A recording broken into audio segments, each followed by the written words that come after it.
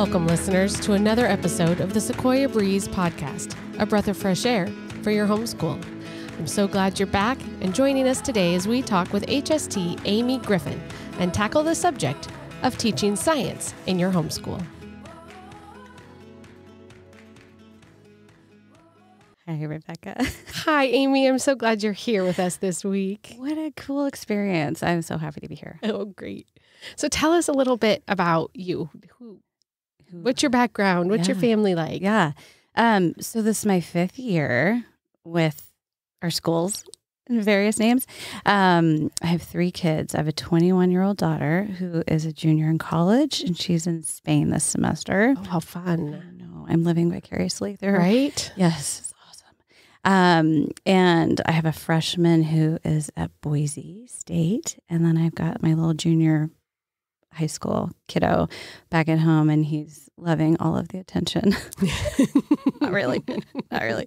And my husband and I have been in Placer County. My daughter was 3 months old, so we've been here a really long time. We migrated like everybody else out of the Bay Area so we could actually have like a home and not have to kill ourselves. And so this is the longest I've ever lived anywhere. It's nice. It's awesome. Yeah. And I actually had taught brick and mortar in Santa Barbara, 4th and 5th grade. I know, it was pretty great. And moved back up. And when we got married and had kids, I just was like, I don't want to be that woman nursing in the supply room. So I subbed a bit and just kind of did whatever I could do to kind of fill in and stay kind of fresh with teaching. So homeschooling has been it's awesome. That's great. So did you homeschool your kids? I did not. Okay. I actually ended up homeschooling a little girl who had a medical issue, and that's what really got me going with it. And I just saw the value. What we could get done was just incredible. And she was probably the most resistant child I've ever met, but we could just dig in and go everywhere. So it was really, it was enlightening.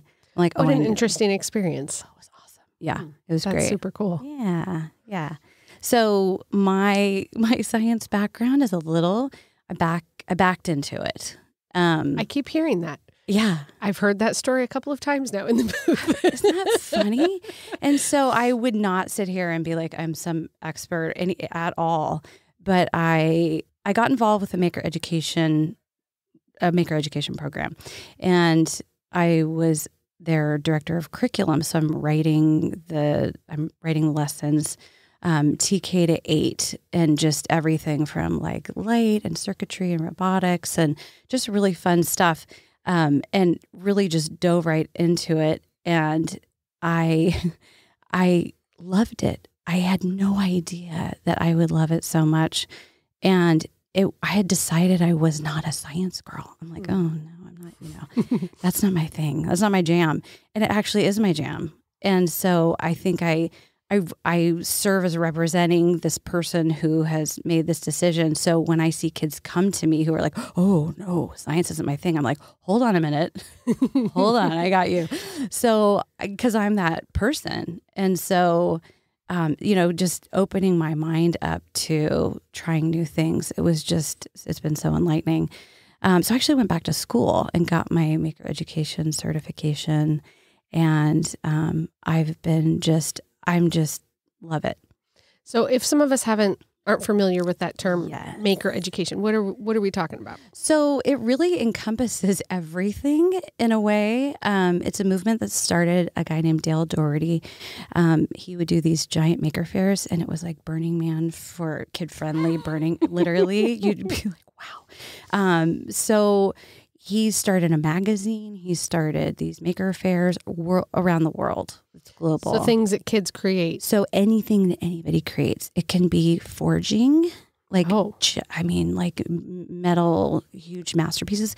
At the San Mateo Makers Fair, there was this giant, reminds me, there was a movie, I can't think of it. But anyway, this giant spider that this guy rode on top of that was all mechanical, robotic, would walk through the fairgrounds. And then there's people in little cars that are decorated as donuts driving around and little, like it's everything from like the bizarre Richard to like Scary World. Oh, it is.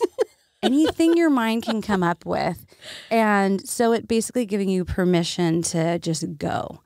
And I think that's where my little art brain and my science brain had a baby. Like, yes, these are my people. I love this. I love this.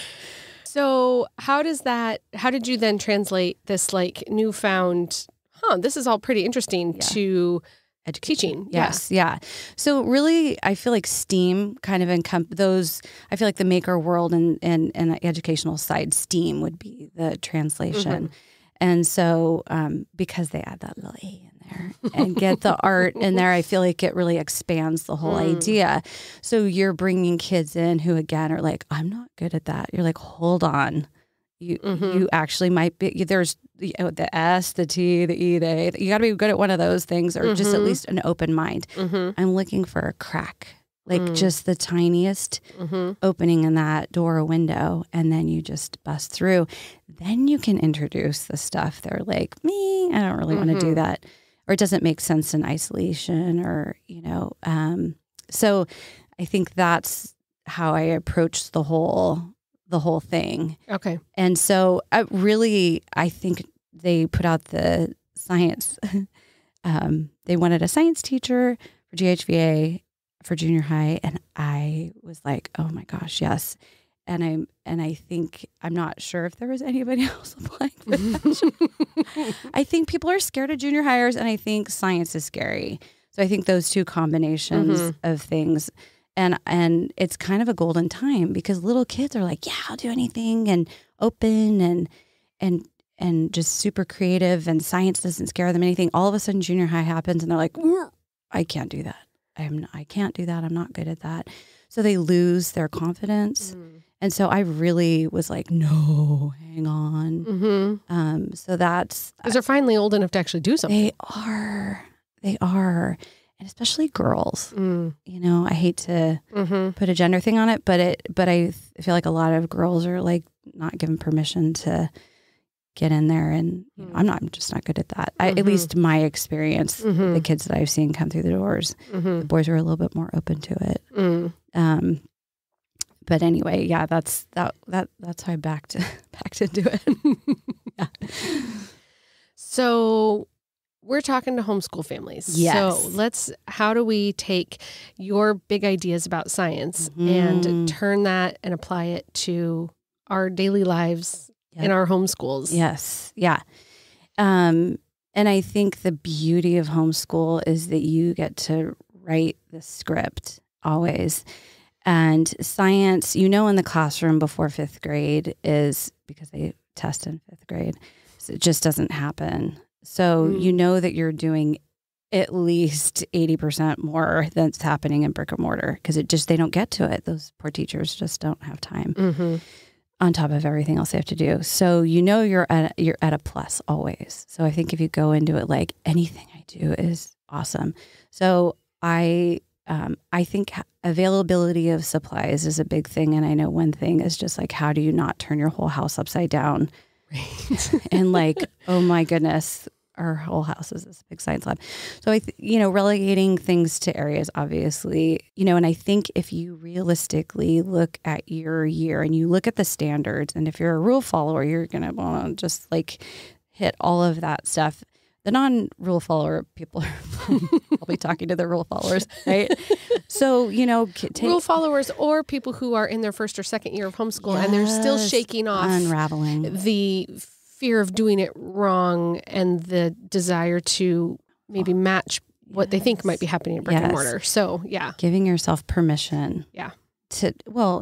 Permission to have fun and permission to not have, I'm not going to buy a big giant science book and be like, go through this thing page by page.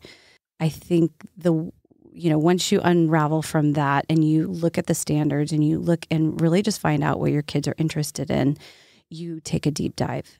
And so it's very individual. I would love to sit here and go, oh yeah, you need this or you need that. But you really, it's finding that crack. And so let's say you have your kids are really into carnivorous plants. I mean, that sounds nice and interesting, right? Nobody was like, yeah, photosynthesis. I really want to get into that.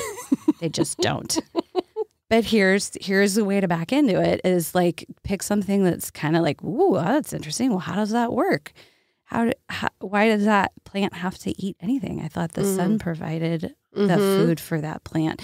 So you could create a whole unit around carnivorous plants and then fold in your photosynthesis, fold in your, you buying your plants and putting them in different places and charting their growth. And, you've got your math, you can write about it. You can, visit a botanical garden. You can watch, YouTube, literally between YouTube and Teachers Pay Teachers.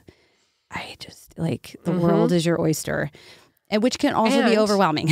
Well, yeah, but we also, as you're talking about carnivorous plants, I'm like, I know there's a book about this. There's a picture book about this somewhere. And it's very possible even our Sequoia Grove Library has it. So, totally.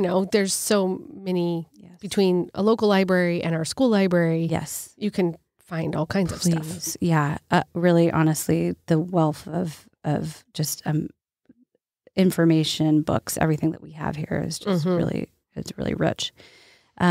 So I think you take what your kids are doing and then you really move from there. That is the defining piece, to build a thematic unit, to come in and be like, you can bring in your language arts. You could create a play, I had kids make rap songs for me. Awesome. Like seriously, a photosynthesis song. I'm not even kidding. That's awesome. Yeah, it was pretty great. And videos, stop motion animation, taking into account their learning styles. And so you're hitting boxes, like consistently hitting boxes.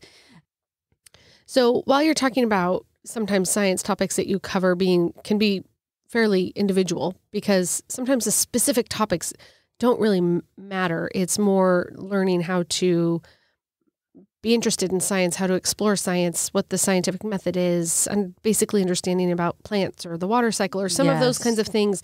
Really specific list of things to learn. It's really different than even maybe say American history, where there's some really specific things you want to hit. Science is pretty open-ended. It is. In the elementary years specifically. It is. So the beauty of that with homeschooling is that you can combine your kids. Oh, 100%. And it's all scalable. It's all scalable. And if you look at the standards, if you just breeze through the standards, TK to 8, it's literally, it builds on itself. And you can scaffold. And there's plenty of kids who have a higher IQ in other areas, right? So you can forge ahead in some areas and back up. And but I think once you determine, when you're building a unit for, if you're looking at your family and let's say you have multiple kids, you can take a science concept, you can take energy, and you can make a decision. What's my goal? What's my objective? I want to talk about force.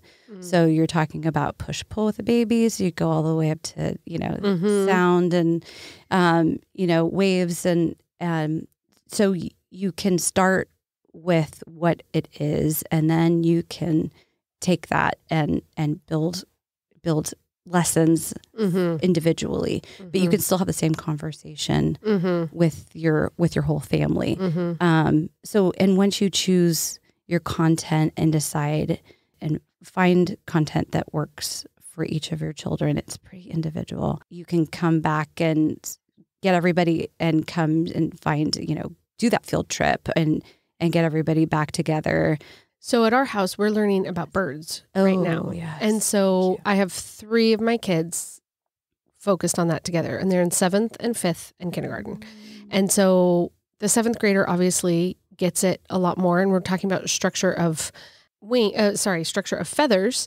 She's understanding all of it. The 5-year-old is not paying attention. No. But when we watch a video about how the process of a bird building her nest and hatching her eggs and the fledglings growing and taking off and all of that, he gets that. He can absorb that. He can help us identify a bird on an app or something outside. And so he's learning that. And the 7th grader is kind of carrying the torch of the lesson. Right. And the fifth grader is somewhere in between, following along and learning as well. And so we're able to do a whole bunch with the three of them. And I don't have to come up with a separate science lesson, separate science book, separate science plan, separate experiment for all three of them, because who has time for that? No, you don't. And literature comes into play, your writing comes into the play. Like it's all, like you really literally could take your science and have that be the core of what you're doing. Animals are always a win. They just, I mean, literally, if you just want to like break it down, everybody loves a sea otter, or you know, I mean, they just do. Like, let's just go there. and then you're, you know, you really, your world does open. And then I think you can meet the needs of all your children. You've got your little artist, you've got your songwriter, you've got your, you know, your techie kid that wants to make the stop motion and wants to spend hours and hours making that work. So it's hard because there's really no one thing. It's huge. And I would love to be like, okay, here's your awesome curriculum. Here's your one thing to do. But you really have to gauge where your kids are. Well, I think sometimes we don't quite realize how much of what we do is science. Oh, so yes. If you go to the zoo, there you go. I know. There's all kinds of science in going to the zoo. You could have all kinds of science going to the Railroad Museum. Yeah. Understanding the engineering behind all the things that worked, and you know, going to I'm going to butcher the name because I haven't been there yet, so I don't remember it, but the new SMUD Museum. Yes. I've heard wonderful things about. So the Monterey Bay Aquarium. I mean, there's so many. It's easy to take field trips and learn piles or reinforce the things that you've been learning. Yeah. I think what's interesting to me, and if I was like had one like solid takeaway from all of this, is that, and I think my heart is in this junior high age, because the little guys are so receptive, is that what button turned off, and let's turn that back on. And I think, and to maybe avoid that happening, is not defining it so narrowly as you're saying. And then I had a student at JHVA, adorable. And, you know, I was doing a lesson on cell division, and I'm looking at her and her eyes start to glaze over, and she gets this sort of paralytic, like, and then she's like, Mrs. Griffin, I have no idea what you're talking about. And I'm like, hold up, just stay right there. Don't move. And then I finish.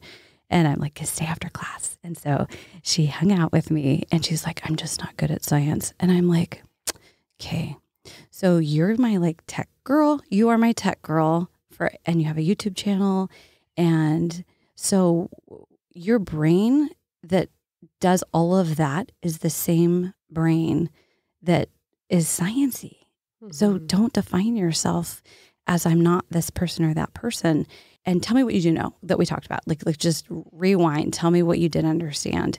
And she said, oh, well, you know, a cell is, and I know this is how it has to make more cells. I'm like, beautiful. There you are. And we can move from there. But what I needed and as we're really rolling out the virtual classes for junior high and high school, which are gold, and building those skills to listen to somebody and really being able to absorb and understand another human and the way that they communicate is really hard. It's really good for them, though, too. And so I was loving the opportunity to reverse whatever thing you had in your head and really teach you how to hang in there with concepts that are not easy. Do you think that sometimes parents are accidentally shooting themselves in the foot in this, in that maybe we talk about how hard it is or how much we hate it, or, oh, I have to relearn this, and we're accidentally instilling an attitude in our kids that this is hard and it's not to be liked?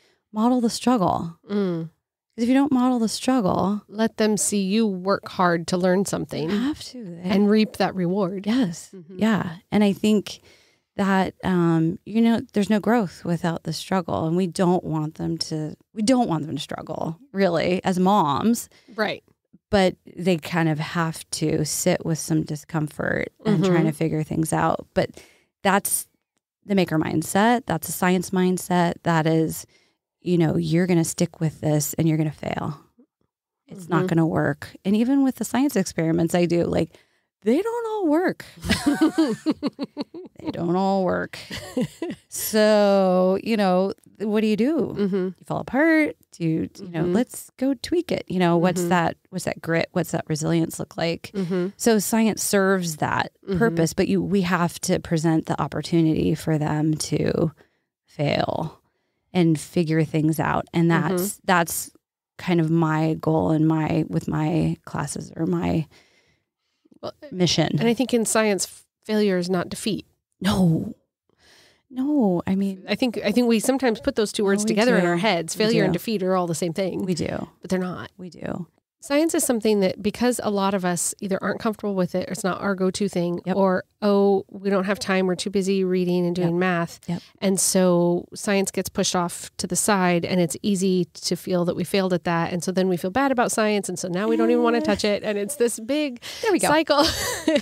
and sometimes even that fear of that feeling that failure is defeat seeps into just homeschooling itself, because not every day is a good day. No. Not every season is a good season. No. And it can be very easy to feel like, I'm not good at this. Oh my gosh. And if you're feeling like you're not good at it, you don't then want to try and tackle something that's hard for you, like science. So I'm already dealing with math because I know I have to do with math. So we're going to, or writing or those things that are hard.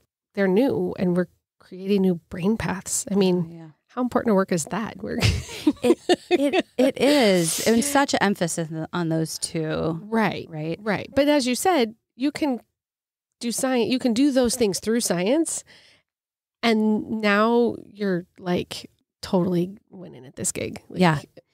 You are, and embracing your own judgment about it, or your own. And I think that's like, there's so much psychology to it, and the confidence. Like, I would never be doing this if you told me 10 years ago I would be teaching science. I'd be, right.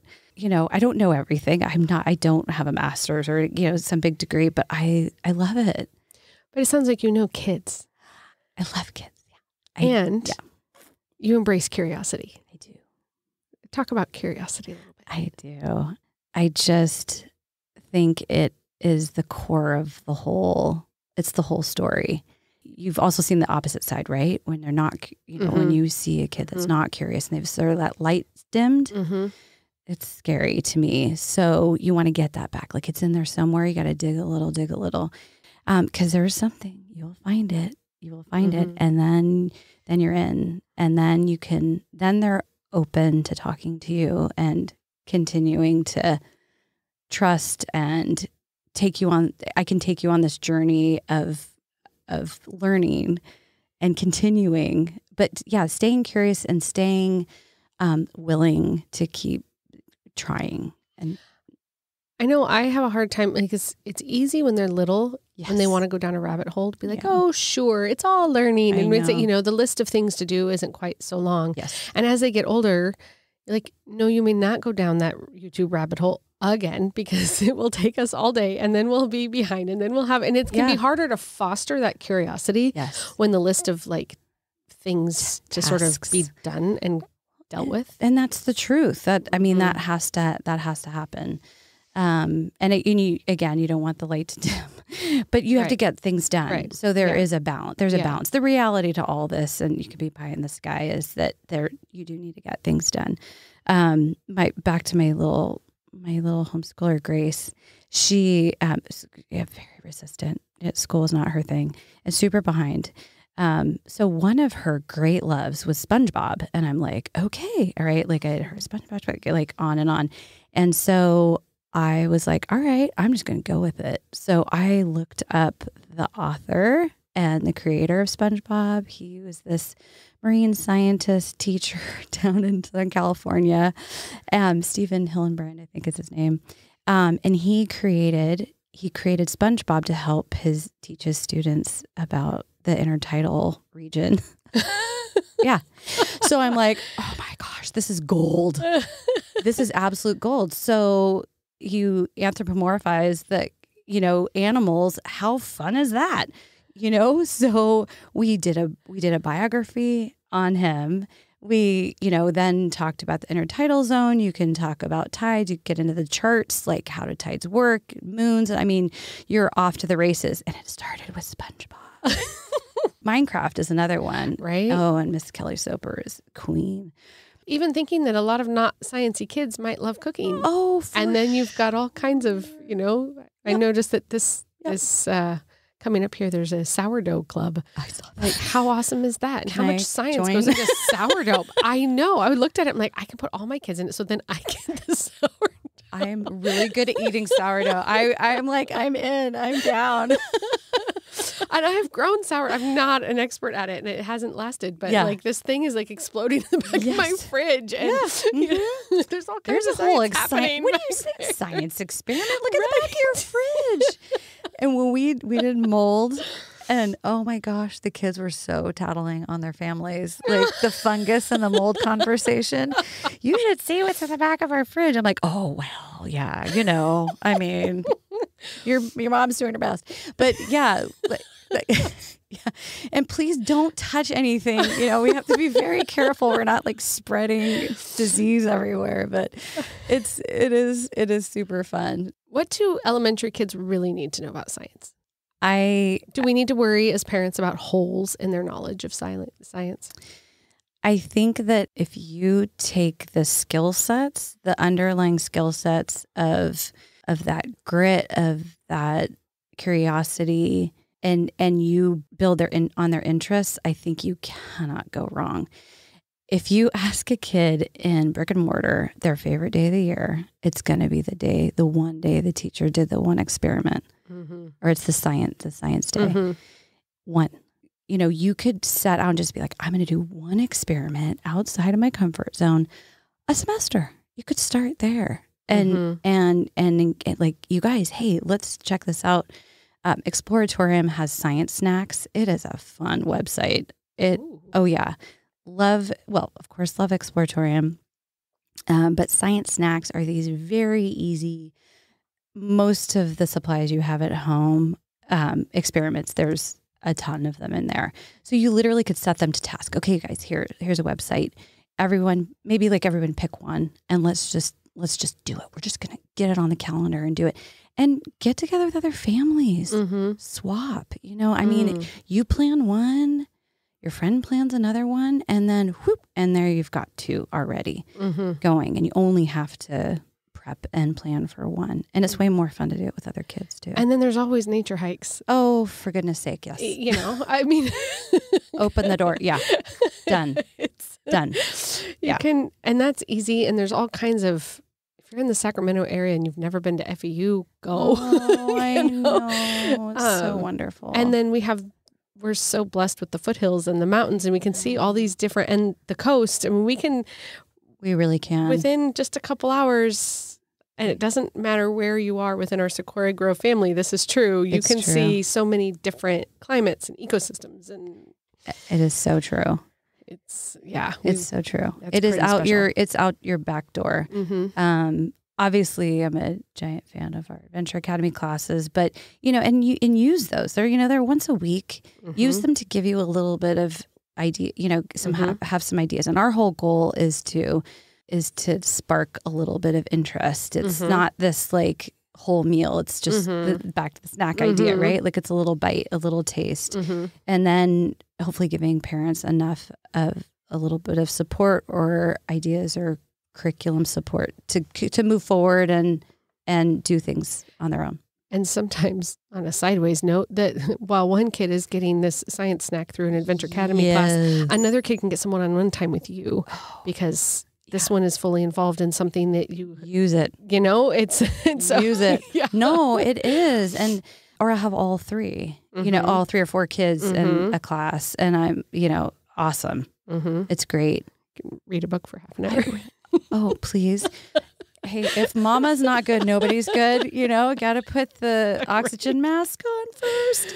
And so much does come back to us. I know it's a ton of pressure to put on yourself, but keeping an open mindset for yourself, understanding, being very honest with yourself about your fear of opening this door, embracing the idea that it doesn't have to be this big, huge thing. Well, and there's very little in science for the first 8 years of school that has to be forced. Nope. You can, like you said, find the thing the kid is interested in and have them go looking for it, or just ask them to stick with you for this little bit and see what they think of this new idea that you're going to present. But most kids are curious. They are.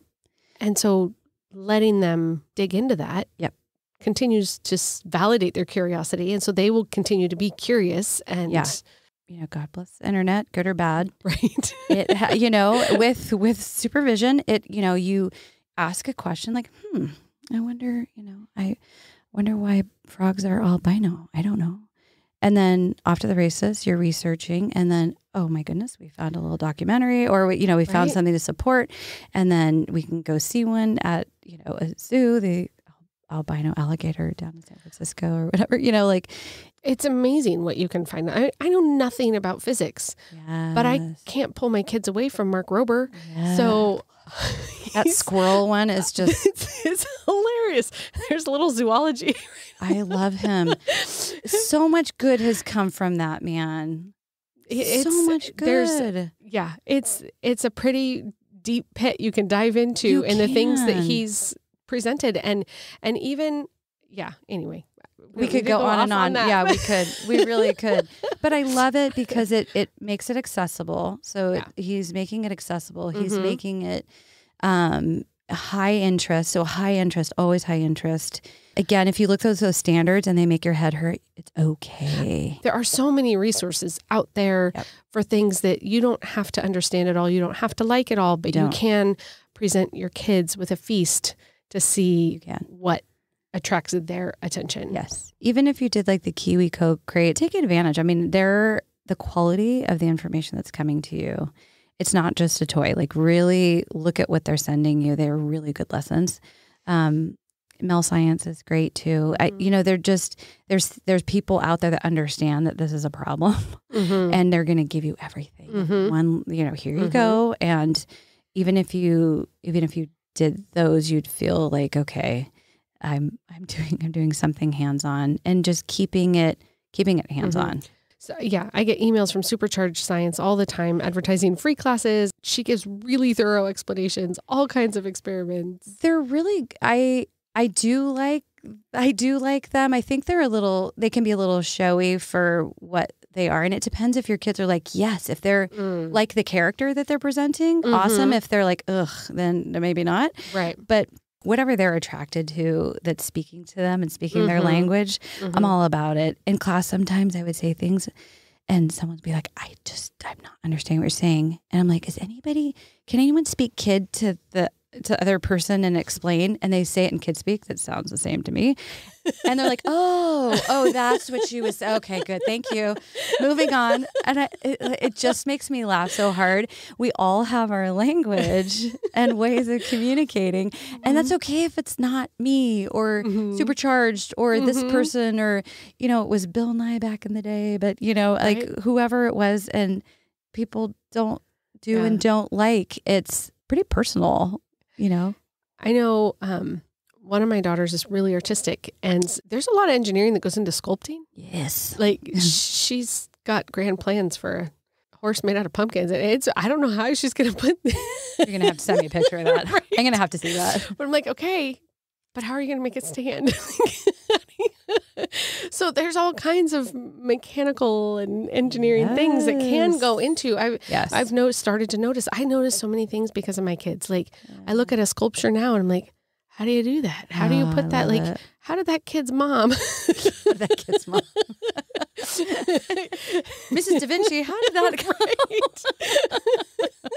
go? But their curiosity, they want to see, they want to know, they want to look. Yeah. And I can say, no, we don't have time for that. Yep. Or I can say, go look at it. What do you see? Yeah. What do we need to know? What do you not know the name for? Right. Or whatever. Very specific. And I something kind of what you were saying kind of caught my attention. I think there's also an idea that we need to go out and buy a bunch of stuff. Like I'm going to go buy it. I'm going to like the one that kills me is the 3D printer.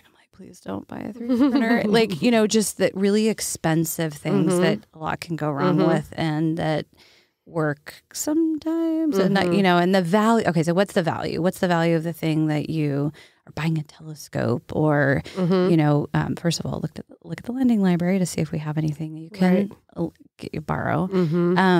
But I'm a low tech reuse girl.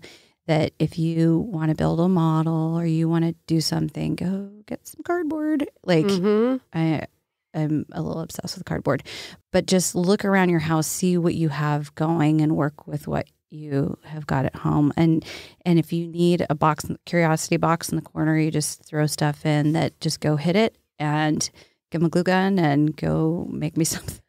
Yeah. When my husband and I had COVID a few months ago, one of my kids just took popsicle sticks and glue guns and created unsupervised because we were too sick to pay attention. Both parents aren't supposed to be sick at the same time. How did that happen?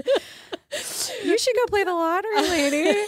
Oh, I'm sorry. But yeah, it was a week. But anyway, he created all kinds of things with a glue gun and popsicle sticks. His own room. Bedazzle it. Just make it all. Yeah. A little paint. A few ruined pairs of scissors. But I don't think I ever would have let my kids use a glue gun, and I'm not necessarily telling you should, but you might consider it and try it with them and let them see. But I had another friend who was a teacher, and one day we went over there for dinner, and she had a table full of craft supplies, and she let my kids go to town with a glue gun. It was like, oh, you can do they that. know it's hot. They know better than to touch the hot thing. Yeah. So they're going to be all right. Give them benefit of the doubt. Yeah. Give them cardboard to work on. Yeah. Yeah. There's a lot of great things you can do without going out. And I mean, when I was teaching brick and mortar, there was an entire room of science kits that had dust on them. I can tell you that not a single soul went in there. And just to give you a perspective too, and I would just be, what a waste, such a waste. So don't charge out. I gotta get, make it work with what you've got and make it work with something that you would be willing to do. Because if you're not willing to do it, they're not going to do it. So get in there. And sometimes what you're willing to do once a semester is different than what you're willing to do on a weekly basis. So you can, have those exceptions times. Yes. This is a big science day, and yeah, especially bringing another making it a thing. Like, let's just do a STEAM day, and you do that, I'll do this one, and just.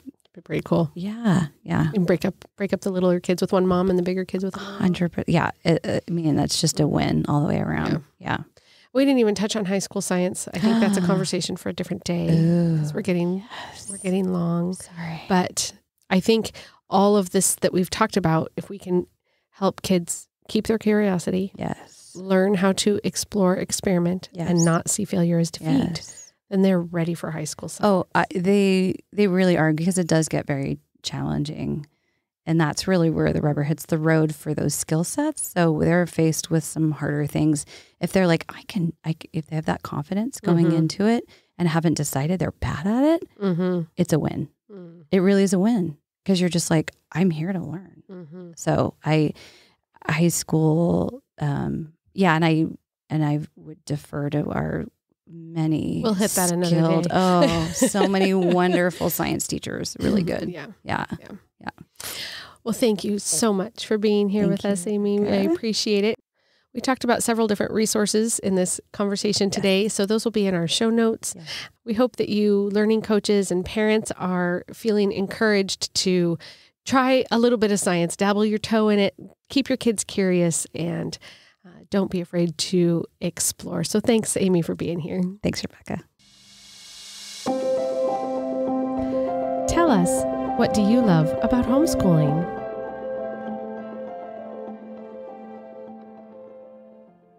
My name is Max, and I like homeschooling because you can take a break anytime you want, and you don't have to do hours and hours of homework every day.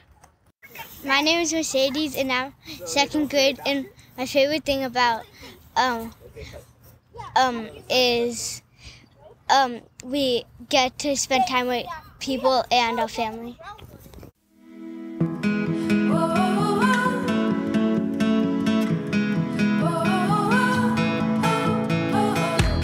Thank you for joining us today on this episode of the Sequoia Breeze podcast.